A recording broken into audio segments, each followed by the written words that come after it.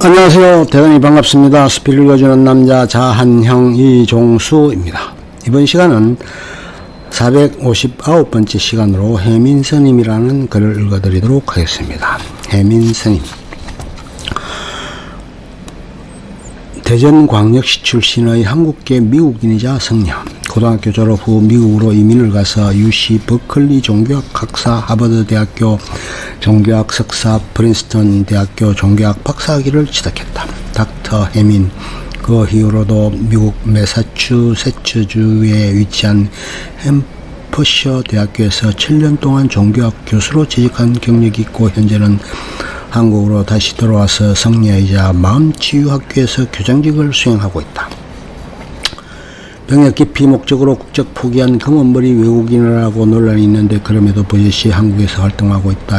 스티브 유 같은 인간들이 왜 나만 재외동포 비자 안 주느냐고 하는 이유. 냉장고를 부탁해 나왔을 때는 반찬이 전부 선물 받은 것들과 산 것들이라 저게 무슨 스님이냐는 비판이 많다. 2016년 1월 3일 방송된 JTBC 김재동의 톡투유에서의 대화를 보아 1973년생인 김재동보다는 세수가 많은 것으로 추정되었는데 1973년 12월 12일 생이라고 밝혀졌다. 현재는 BTN 불교방송 라디오 본부장을 역임하고 있다. 예전에 속칭 청년 멘토라고 불리며 인지도가 높아서나 아래의 논란들로 인해 대중적인 호감도가 예전보다 줄었다. 화가 우창헌과의 분쟁. 멈추면 비로소 보이는 것들의 사파에 대해 화가 우창헌과의 분쟁이 있었다. 멈추면 비로소 보이는 것들, 타인의 제작물에 대한 예의. 우창헌의 글에 따르면 본 책의 표지와 내부에 들어간 사파는 책을 위해 그린 것이 아닌 그간의 화가로서 그려온 우창헌의 작품이었는데, 해민이 여러 번 졸라 책의 사파로 사용하도록 권리를 주었다고 한다. 출판사 측에서는 사용료조차 제대로 지불하지 못한다고 했지만 작품의 탄생 맥락만 분명히 밝혀주고 글의 내용과 분리시켜 놓는다면 사용료도 좋다고 허락했으나 그 최소한의 약속을 지키지 않았고, 오히려 그림의 내용에서 글의 제목과 소제목 등을 다운한 등 강탈을 했다고 주장했다. 또한 허락도 없이 본인의 그림을 사용해서 강연을 다니고 포스터를 만들고 다른 글에 붙여 쓰는 등 행위를 저질러 절망감으로 자신의 전시를 중단했다고 설명했다. 이 사건으로 자기개발서에 도덕적으로 올바른 생활을 살아가도록 조언한 저자의 글과는 어색한 분위기를 만들게 되었다는 평이 생기게 되었다. 이러한 이유로 화가는 자신의 그림을 책에서 빼달라고 요구했고, 출판사 샘 & 파커스는 책의 사파를 모두 바꿔 재출간한다고 밝혔다.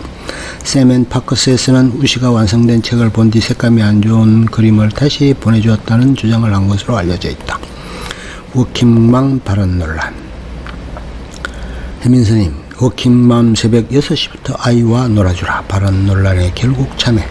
2012년 7월 4일 자유신의 트위터에 어린아이들과 함께하는 시간이 많지 않은 맞벌이 부부에게 방법이 있다며 엄마가 새벽 6시부터 45분 정도 같이 놀아주는 것이라는 글을 올렸다. 이에 유명 칼럼니스트 임경선은 트위터를 통해 애나 엄마나 일단 충분히 잠을 좀 자야 한다. 아가 시절 가뜩이나 양질의 수면을 취하는 것 자체가 몇 년간 불가능한데 이제 좀 컸어도 잠자면 안 되냐, 왜 부모 특히 엄마는 맨날 미안해해야 하느냐고 반발했다. 다른 워킹맘들도 엄마는 강철인간이냐, 지금도 힘들어 코피가 터질 지경이라는 등의 반응을 보이며 반발했다. 논란이 커지자 해민은 7월 5일 자신의 트위터를 통해 오해의 소지를 만들어서 대단히 죄송하다고 사과했다. 어록 표절 논란. 해민 스님 어록 쉽게 살자 표절인가 스님 이름 도용인가. 2013년 5월 22일 해면 어록 가운데 쉽게 살자라는 제목의 시가 강재인 시인이 10여 년 전에 출판한 시집 그대와 함께 하고 싶습니다에 실린 시 가운데 하나를 표절했다는 주장이 제기돼 논란이 일었다. 시집을 확인한 결과 2005년 강재인 시인이 펴낸 시집 67, 68페이지에 너무 어렵게 살지 말자라는 제목의 시가 게재됐고, 조사 하나도 틀리지 않은 상태로 해민 어록 앞부분에 그대로 사용됐다고 한다. 이에 대해 해민은 자신의 트위터에서 쉽게 살자라는 글이 있다는 것을 오늘 알게 됐다며, 이 글은 제가 쓴 것도 인용한 적도 없는 글이며 누군가 강재인 시인의 좋은 시를 보고 뺏겨서 쓴 글이라 저도 강시님도 많이 낙심하고 있다. 이거를 내려주세요 라는 글을 올렸다. 해민에 올린 공지를 확인한 강 시인은 스님의 저작권의 기분을 알고 계실 것이라 사료된다며 원작자의 이름과 출처가 정확하게 밝혀지지 않은 상태로 해민 스님 어록으로 글이 올라간 일련의 상황을 파악해 직접 설명해줘야 한다고 강조했다. 사회 참여 폄하 논란.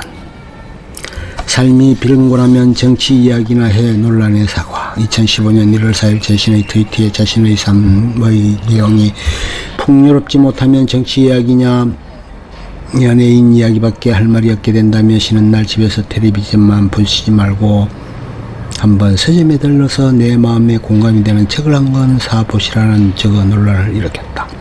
사회나 정치 문제에 관심을 보이는 일을 마치 쓸모없는 것으로 여기고 있다는 누리꾼의 지적이 이어지자 5일 해당 트위터 글을 삭제하고 사과 글을 올렸다. 해미는 하루하루 살기도 각박한데 제가 앞전에 쓸데없는 글을 올려서 여러분들의 마음을 불편하게 한 것 같다며 제 생각이 짧았습니다. 참여합니다. 라고 적었다.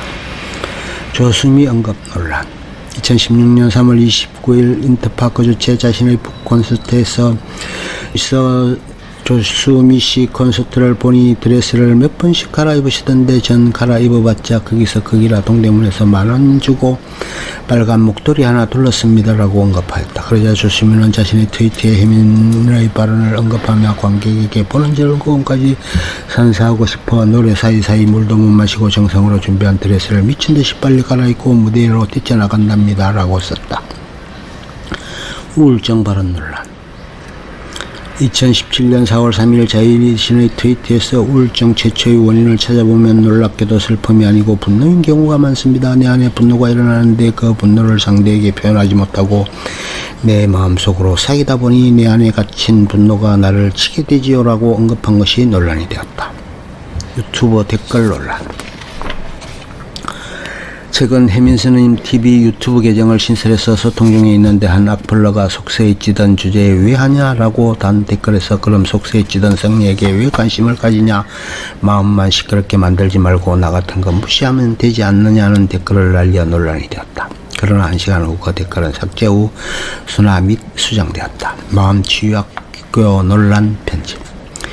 위에서 서술했듯이 현재 마음치유학교 교장을 역임하고 있는데 일단 일반인들의 마음의 치유를 해준다는 의도는 좋았다. 그런데 문제는 프로그램 내용인데 상담이나 템플스테이 같은 어느 정도 실효성이 있는 것도 있지만 레이키나 최면수를 통한 전생체험, 타로같이 원래부터 말이 안 되는 것들도 프로그램에 집어넣는 게 문제다. 특히 후자의 예시는 과학자들에 의해 과학적으로 철저히 파헤쳐져서 100% 부정당해도 아무도 안 믿는 것들이다. 아예 치유하는 무관한 남녀 간의 만남 주선도 프로그램 목록에 있다.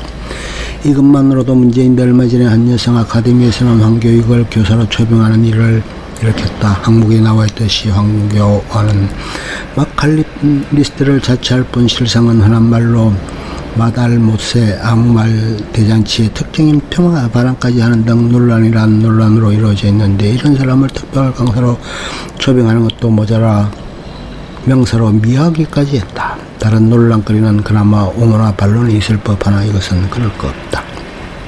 건물주 논란. 홍성천 지목 해민선인 건물주 루무에 새들어 살고 있다 해명. 2020년 3월 3일 건물주인 홍성천이 자신의 SNS에 소상공인을 위한 임대료 낮추기 릴레이 운동인 착한 임대료를 응원합니다를 올렸는데 다음 건물주 응원주자로 해민과 가수 박혜경을 지목했다. 이 때문에 해민이 선임이면서 수억 원의 건물을 가진 건물주라는 비판이 생기자 자신은 건물에 새들어 살고 있다고 해명했다. 끝. 좋으면 좋아요, 구독, 알림 설정 눌러주세요. 감사합니다.